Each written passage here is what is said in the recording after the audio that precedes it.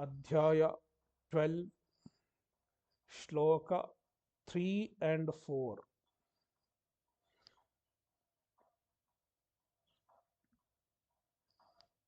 These two shlokas are interconnected, so we will read them together. Ye tvaksharamanirdesyam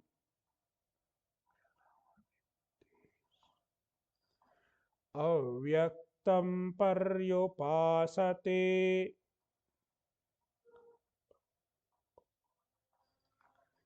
sarvatra gamachintyan cha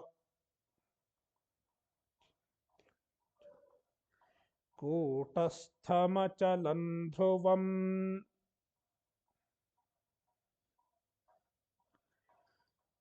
सन्नियम्येन्द्रियग्रामम्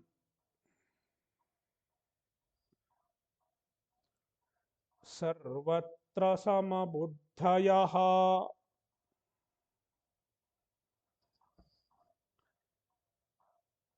ते प्राप्नुवन्ति मामेव सर्वभूतहिते रताः.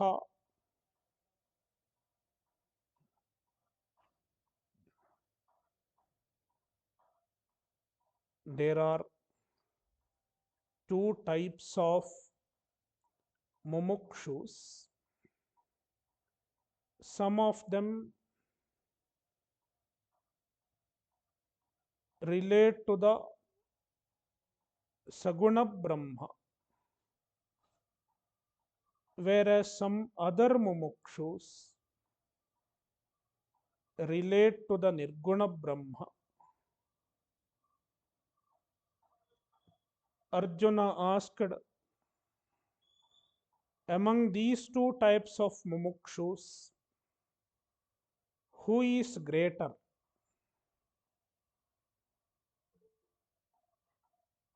Answering this question, Bhagavan initially said, the people who relate to the Saguna Brahma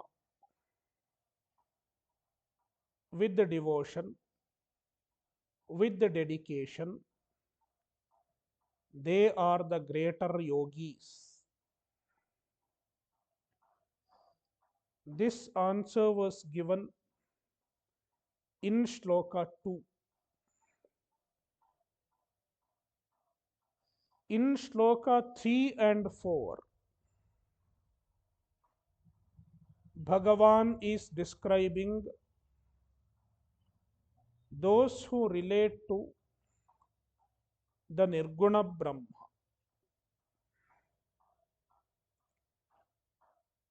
Relating to Nirguna Brahma is nothing but the Atma Jnana, the self-knowledge.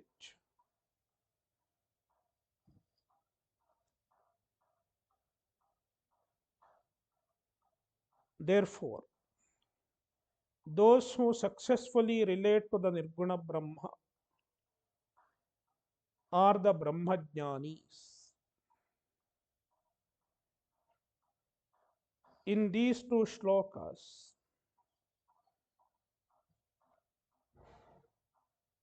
Bhagavan is describing a jnani. Ye tu,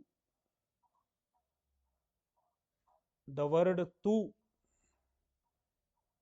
indicates the contrast. From the word tu, we understand that these people are different from those who are mentioned in the previous shloka, Shloka 2. Shloka 2 was regarding Saguna Brahma Upasakas, whereas these two shlokas are regarding the Jnanis who relate to Nirguna Brahma. Ye, ye mumukshavaha, ye jnaninaha, the jnanis. Their descriptions are found in the first line of Shloka 4.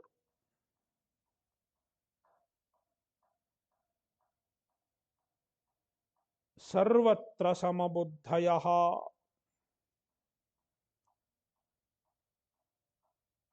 they have samabuddhi. The word samabuddhi was explained in two ways in the previous session. I am not going to repeat it now.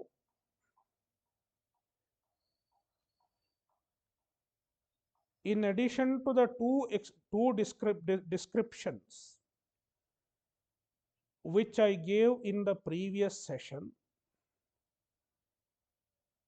Madhusudana Saraswati gives another interpretation of Sarvatra Samabuddhayaha. Therefore, in addition to the previous two descriptions, even one more description is possible.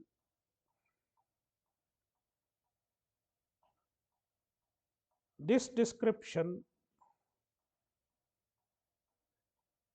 is with reference to a line in Bhagavadgita itself, Samaloshtasmakanchanaha.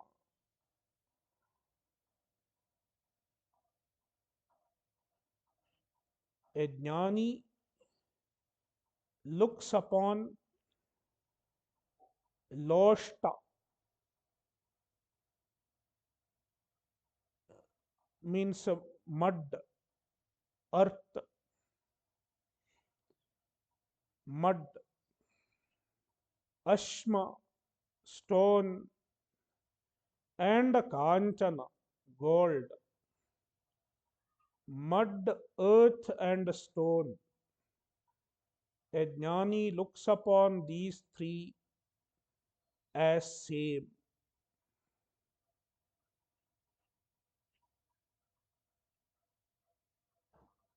Then what about an ajnani?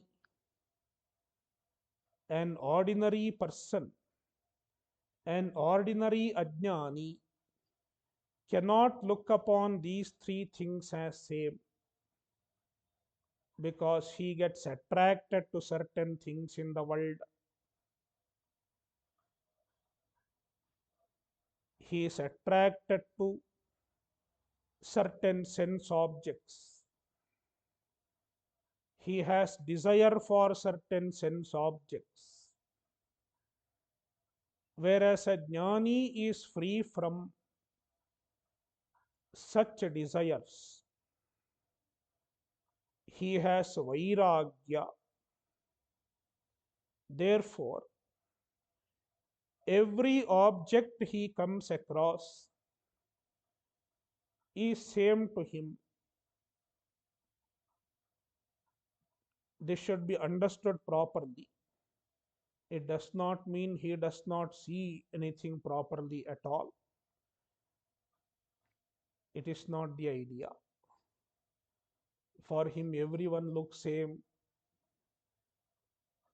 That means he will have some eye problem. Krishna is not talking about eye problem here.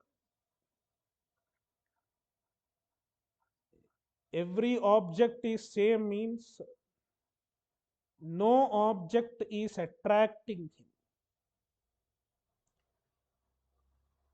No object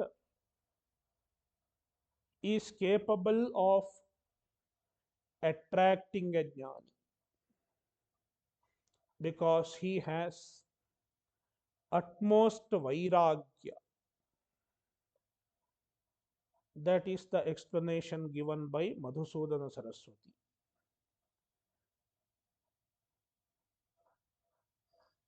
Sarvatra samabuddhayaha. There is one more description of a jnani. Sarvabhuta hite rataha.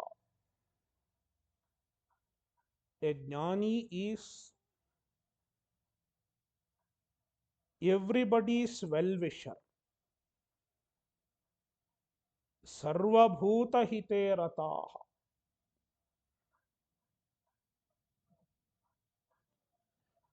He wishes good to everyone. He wishes the hita, the good, the welfare, the well-being of everyone, irrespective of who it is. Krishna does not say Sarva Manushya Hite Rataha also, not just human beings, all beings.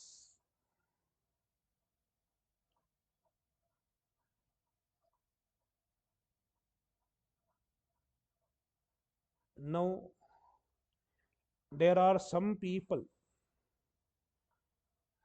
who allege that Hinduism is intrinsically divisive, intrinsically discriminatory.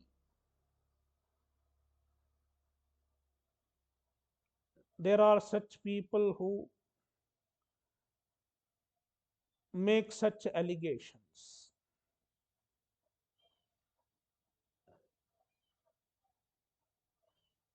They have not read these lines of Gita. Perhaps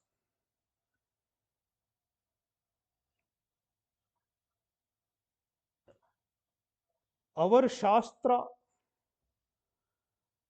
our Shastras are the only books which repeatedly emphasize on loving everyone, wishing good to everyone.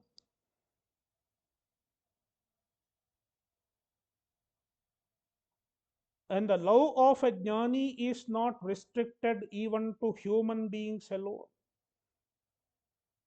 Sarvabhuta, all beings.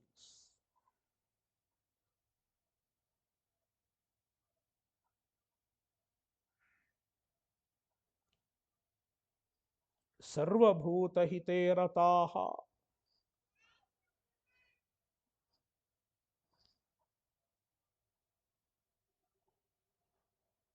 And now Bhagavan tells how they have become a jnani. Indriyagramam sanniyamya. They have gained mastery over the group of senses. I have described this in the last session.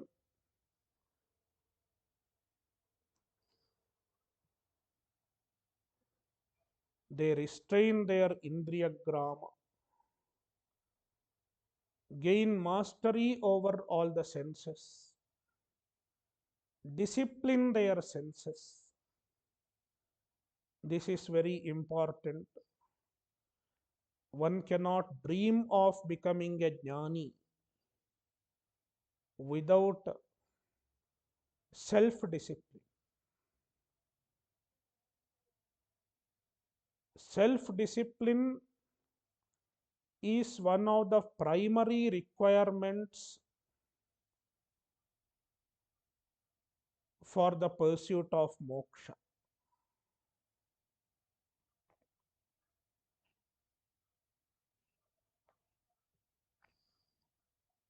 That is why in many places Krishna has mentioned indriya sanyama, restraint of senses, disciplining the senses.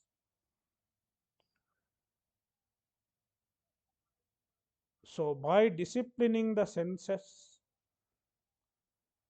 what do they relate to?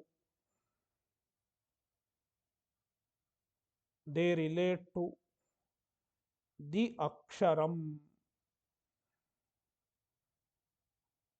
Aksharam is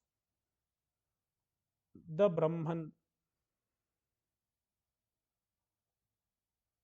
and the Brahman is essentially Nirguna,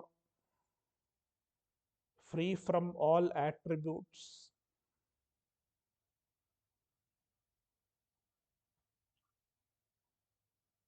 The Aksharam is described with various descriptions. The first one is Anirdeshyam. Aksharam is Anirdeshyam. Anirdeshyam means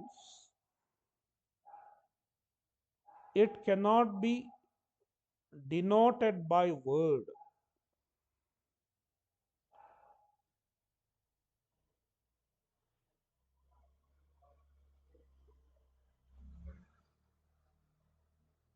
Nirdesha means denoting by word. Anirdeshyam means it cannot be denoted by words.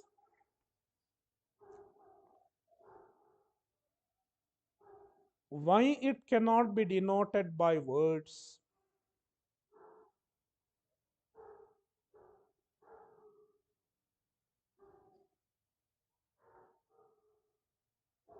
It is also explained by our acharyas. First of all, we should understand how a word functions. In the tradition, they have analyzed how a word functions.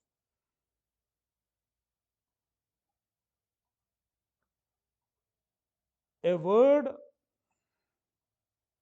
requires something called Shabda Pravritti Nimitta. Shabda Pravritti Nimitta means a factor which facilitates the functioning of a word on its meaning. In other words, a word can convey its meaning only through certain factors known as Shabda Pravritti Nimitta.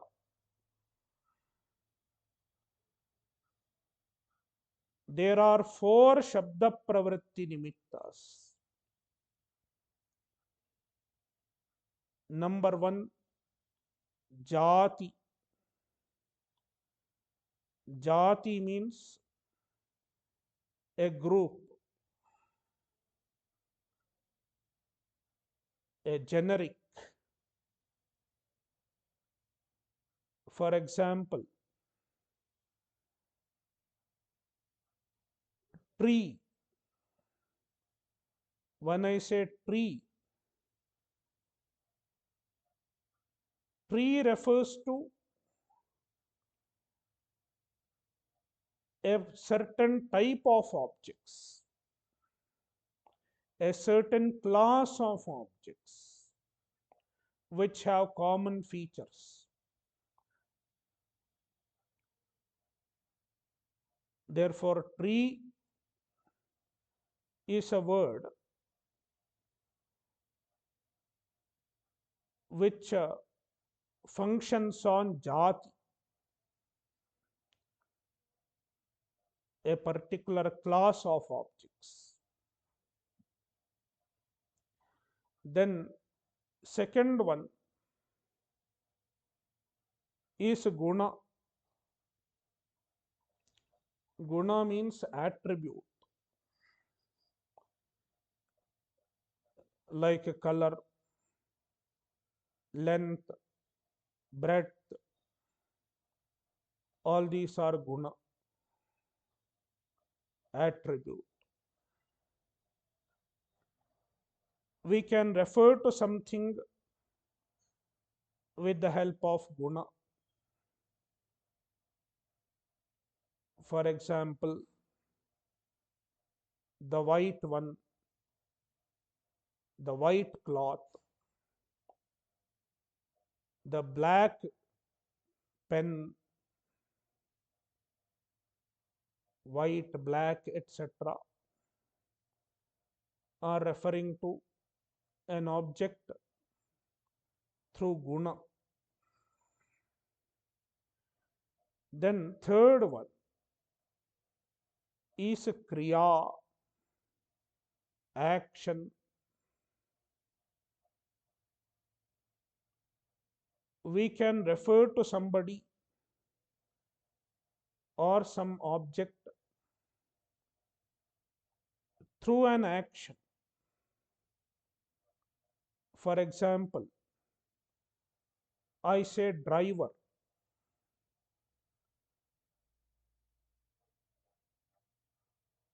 call the driver.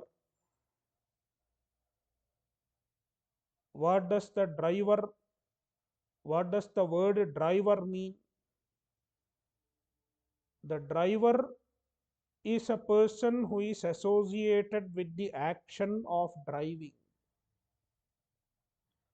That is how I can refer to somebody through the action. Driver. It is kriya. And fourth one is a sambandha, relation.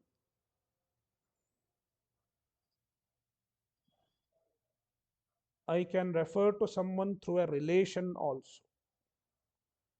For example,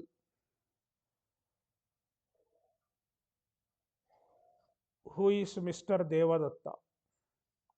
You ask me. Then I say, Devadatta is Yajnadatta's son, somebody's son. Then it is a relation. I am referring to somebody through relation. Even when we call somebody like, oh friend, oh father, mother, we are referring to people through relation. So, jati, guna, kriya, and sambandha.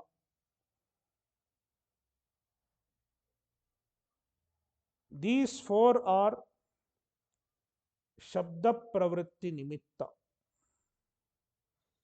meaning any word denotes its meaning through these four factors. Any word denotes its meaning through any of these four factors. You can analyze now. When you use a particular word, which factor is operational?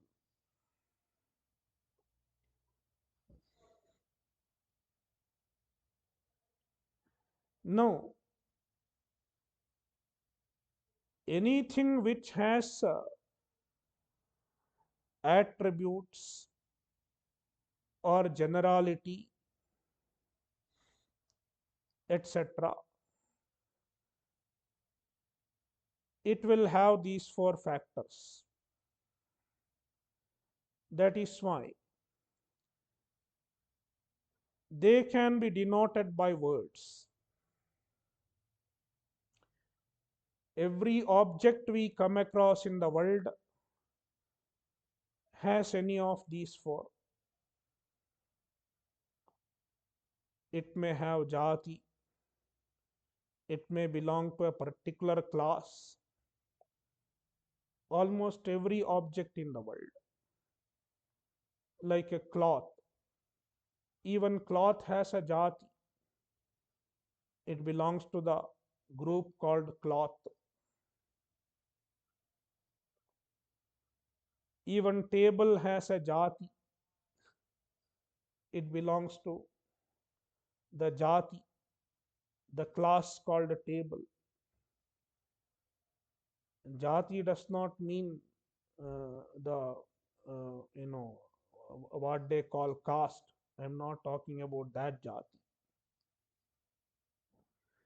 And guna, almost every object has guna, attributes, color, etc. It may have color or it may have height, so many gunas. And in one or another way, every object in the world is associated with action, kriya. And every object has a sambandha, relation, some or the other sambandha, some or the other relation with some other objects. Almost every object has. That is why it can be denoted by words. Any object in the world can be denoted by words because it has jati, guna, kriya, sambandha. In fact, all four are not needed even. Any one is also enough. Even if an object has any one of these four, it can be denoted by word. Now, the Saguna Brahma can be denoted by word because Saguna Brahma can have jati, etc.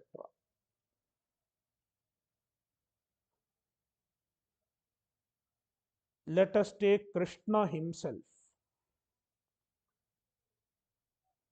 Krishna is Saguna Brahma. We can denote Krishna with the words. Krishna has many names, Sahasranama, thousands of names are possible. Even in Bhagavadgita, you will find so many names are used for Krishna. Hrishikesha, Madhusudana, etc., etc., Keshava. Now, even the words that are used for Krishna, we can analyze their Shabda Pravritti Nimitta.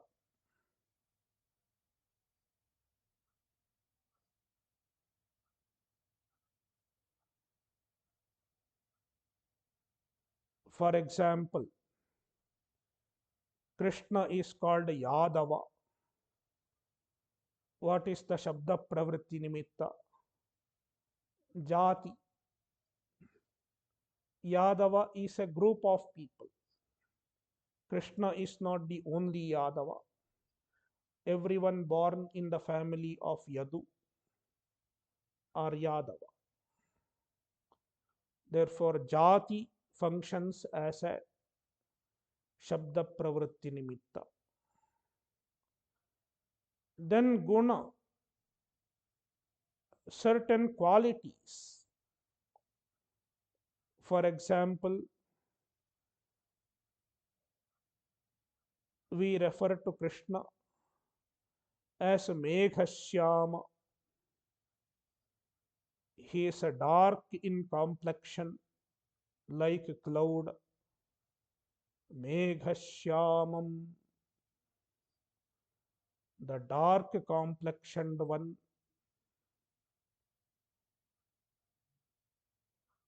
What is it? Guna. Guna acts as a Shabda Pravritti Nimitta. And then Kriya. Krishna is associated with various types of works right from his childhood. Therefore, we can refer to Krishna with certain actions. For example, Gopalaha. Krishna is Gopala. What is Gopala? It is because he protected cows. Protecting the cows is an action. So Krishna is referred to through an action, Kriya. Likewise, Sambandha. Even Krishna has many Sambandhas. For example, Vasudeva Sutam, son of Vasudeva. What is it? Sambandha. We can refer to Krishna through Sambandha, relation. So, the Saguna Brahma can be denoted by word because it has certain attributes. Whereas the Nirguna Brahma does not have any of these four Shabda Pravritti Nimittas. The Nirguna Brahma does not have Jati, Guna, Kriya, or Sambandha. It has none of these. That is why the Nirguna Brahma can never become the direct meaning of any word. Nirguna Brahma cannot become the direct meaning of any word.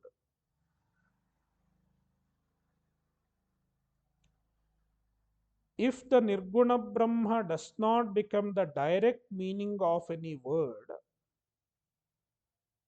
then how does the Upanishad reveal the Brahman?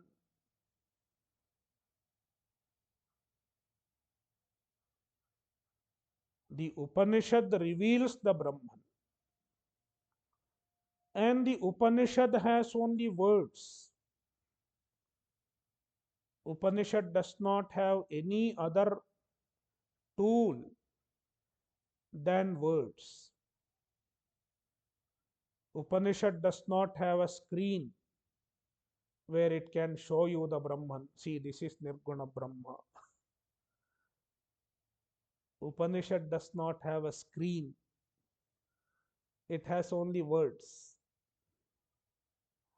How can the Upanishad reveal the Brahman? This question arises. Then we say, the Upanishad reveals the Brahman with the words, but not directly. Upanishad makes use of an indirect method, which is known as a Lakshana. Upanishad makes use of an indirect method known as Lakshana to reveal the Brahman.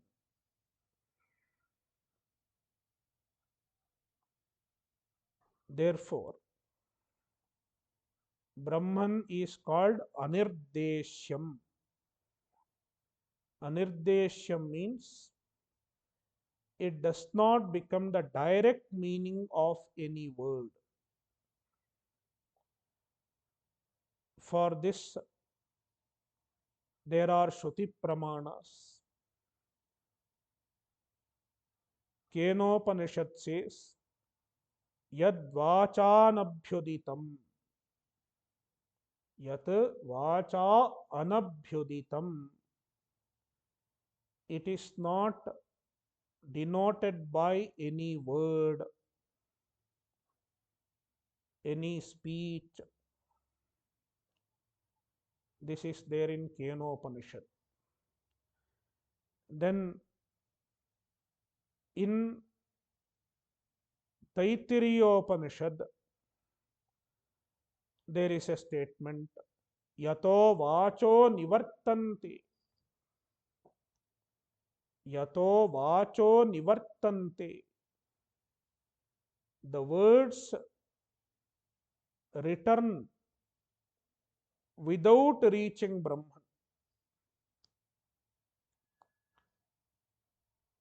The words fail to reach Brahman. This is a statement in Taittiriya Upanishad, which also means the same. Based on that, Bhagavan says, Brahman is Anirdeshyam, Aksharam Anirdeshyam.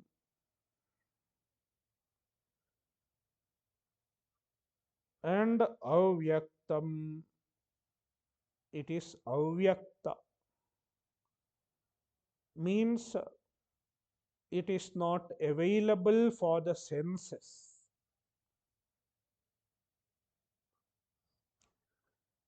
Not available for the senses.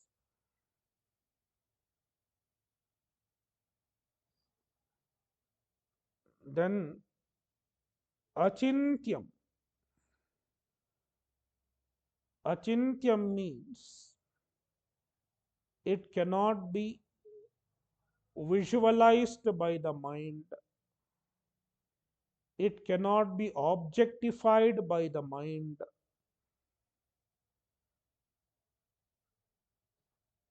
Unlike any other object, we can visualize many objects. What we can visualize? If it has some attributes, we can visualize it. But when the Brahman does not have any attribute, we cannot visualize Brahman. Therefore, if anybody tries to visualize the Nirguna Brahma, he is making a mistake. Because Nirguna Brahma cannot be visualized. It is Achintyam. That is why meditation on Nirguna Brahma is not a visualization meditation. Saguna Brahma Dhyana can be a visualization meditation. You can visualize the Saguna Brahma and meditate. But Nirguna Brahma cannot be visualized.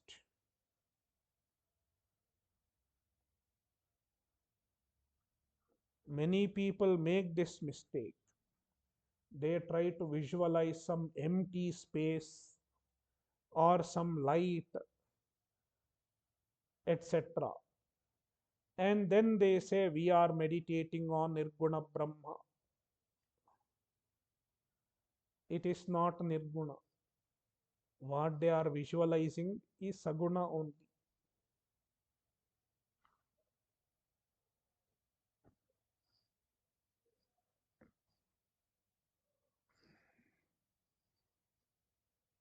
So, Achintyam, Sarvatragam, It is all pervasive,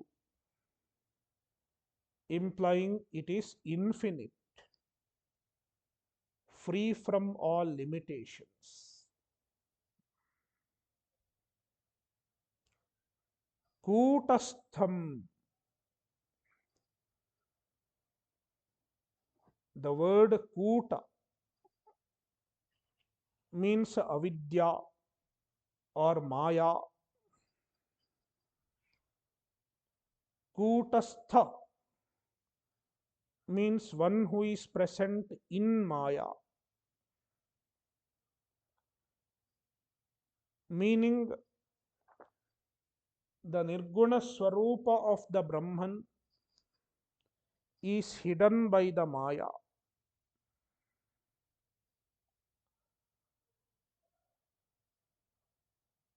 covered by the maya.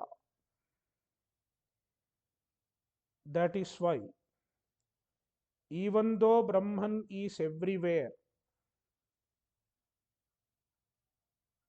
we are not able to recognize the presence of Brahman.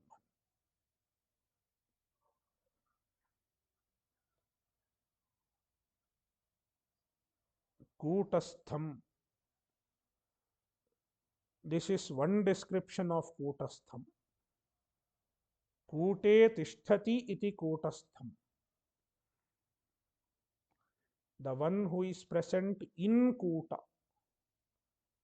Kuta means Maya. Mayayam sthitam.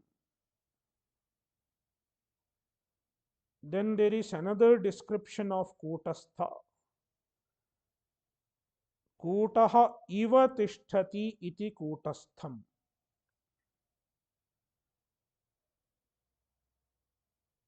In this description, Kuta means anvil.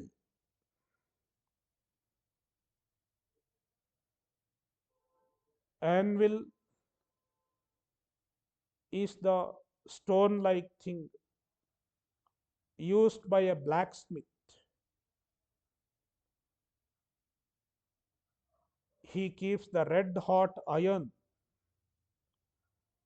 on the kuta, on the anvil, and it is hammered by a big hammer.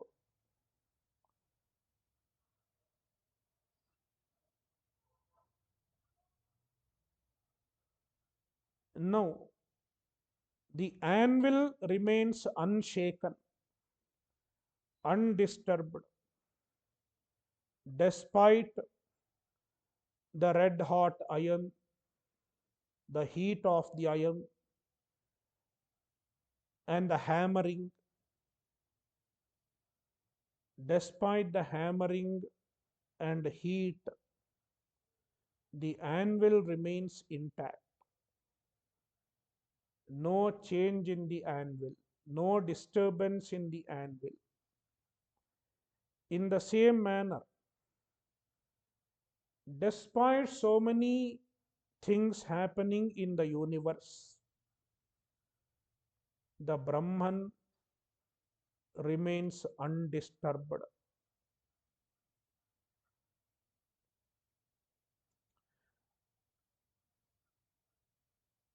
Unaffected by the world, unaffected by all the happenings in the world. How the Brahman can remain unaffected? One can ask this question. It is because the Brahman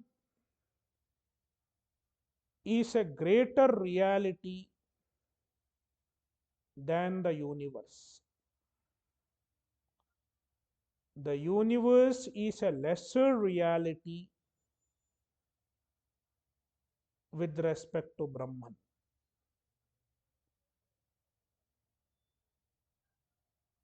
The lesser reality cannot affect the greater reality.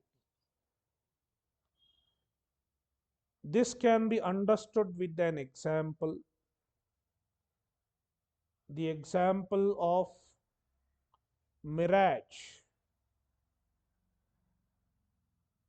In the mirage, the water of the mirage does not make the sand wet. The desert does not become wet because of the mirage water. Even if you see abundance of water in the mirage, there is not even a little of wetness in the desert sand.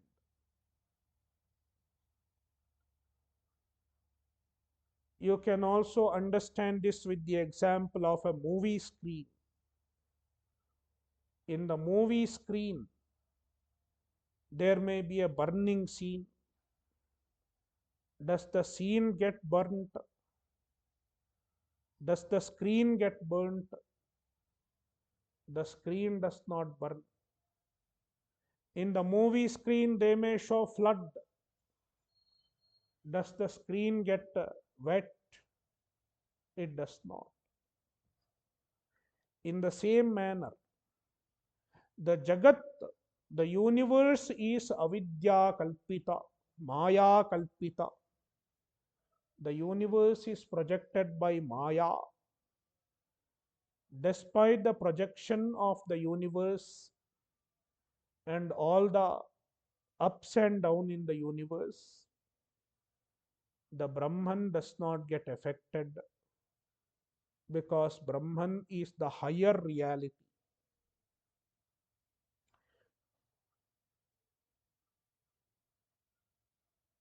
Brahman is Satya, whereas Jagat is Mithya. Achalam, free from movement. Movement means a modification. Brahman is free from modifications.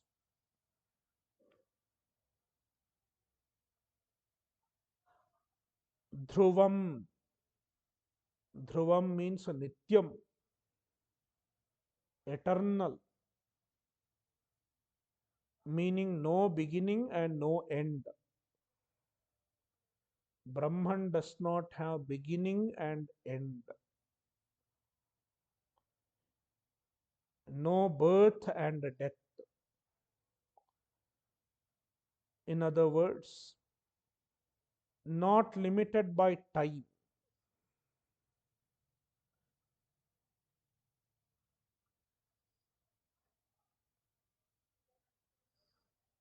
Yeah. Paryupasate. These jnanis, paryupasate, they relate to the Nirguna Brahma. They abide in the knowledge of the Nirguna Brahma with the help of Shravana, Manana, and Nididhyasana.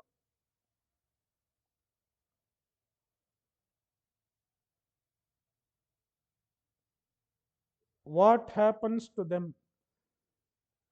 What is the phala? Te prapnuvanti mameva. They attain me only. They attain Paramatma only. Means they definitely get moksha. As soon as they get jnana, they get moksha. There is no time lapse between jnana and moksha.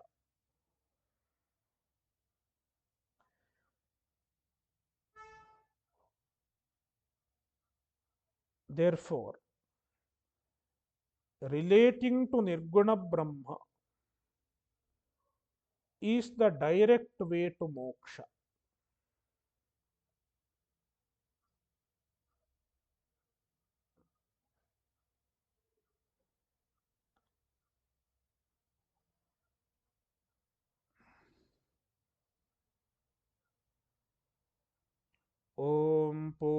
पूर्णमदः पूर्णमिदं पूर्णात् पूर्णमुदच्यते पूर्णस्य पूर्णमादाय पूर्णमेवावशिष्यते।